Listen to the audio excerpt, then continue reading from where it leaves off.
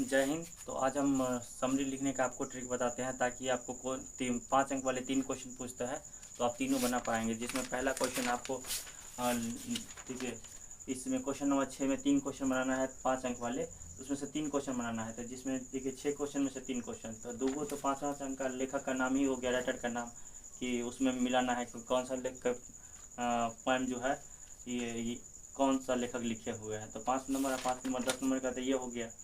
अब 5 number 1 2 3 3टा summary, 2 summary दिया है, 2 समरी में से 3 गो और 3 गो, 6 समरी में से कोई एक समरी लिखना है आपको।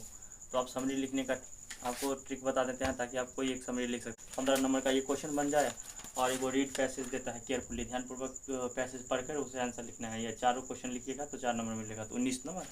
फिर उसी तरह से 8 नंबर का आता है एक्सप्लेनेशन के लिए। तो फिर अगला वीडियो में एक्सप्लेनेशन का भी ट्रिक बता देंगे। इस तरह से वीडियो बना देंगे ताकि आपको एक भी क्वेश्चन ना छूटे। तो पहले आज हम समरी का ट्रिक बताते हैं। देखिए, जिसमें समरी का एक मतलब इस तरह से हम ट्रिक बता देते हैं ताकि आपको वो लाइन हर एक कविताओं के लिए यूज होता है। जैसे देखिए, जैसे आप कोई समरी लिखना चालू करिएगा तो जो कविता लिखेगा, जैसे मान लीजिए इंडियन सिविलाइजेशन कल्चर पर लिख रहे हैं तो लिख लीजिएगा Indian civilisation is a beautiful. वहाँ पे पोएम नहीं लिखेगा क्योंकि इंडियन सिविलाइजेशन कल्चर क्या है, ऐसे है, निबंध है। यहाँ पे एक शब्द खाली चेंज कर दीजिएगा, यहाँ पे ऐसे लिख दीजिएगा। It has be compose by Mahatma Gandhi. उसे क्या लिखे, महात्मा गांधी। तो अगर आपको कविता पहचान पाते हैं कि वो कौन सा कविता है तो लिख दीजिएगा।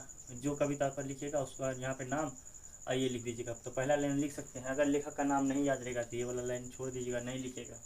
तो ये लिख दीजिएगा, he is one of the greatest poet of English literature. वो अंग्रेजी साहित्य के महान कवियों में से एक हैं। सभी कवि महान कवियों में से एक होते हैं, इसीलिए सबके लिए ये लाइन लिख सकते हैं।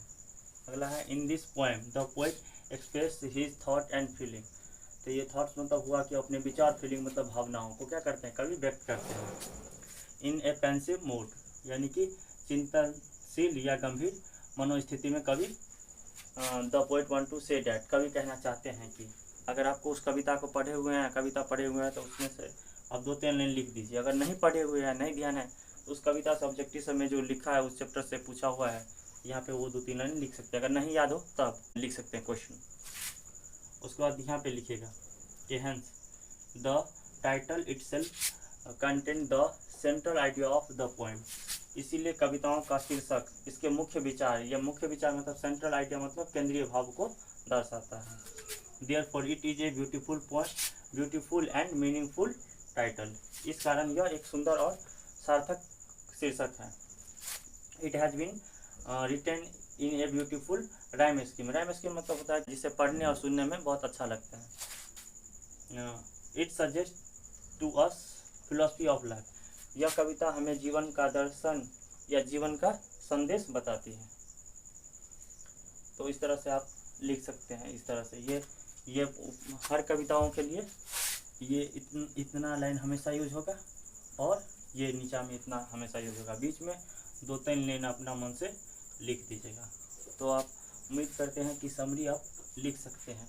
तो आप अगले वीडियो में अगर आप चाहते हैं कि हम एक्सप्लेनेशन पर ट्रिक बताएं या पहले एप्लीकेशन पर बताएं, चाहेंगे कि हमें उस पर वीडियो चाहिए तो आप हमें कमेंट करके बताइएगा। कहीं पे कुछ समझने में दिक्कत हुआ तो कमेंट करके बताइएगा। ठीक है, मिलते हैं अगले वीडियो में। Thank you.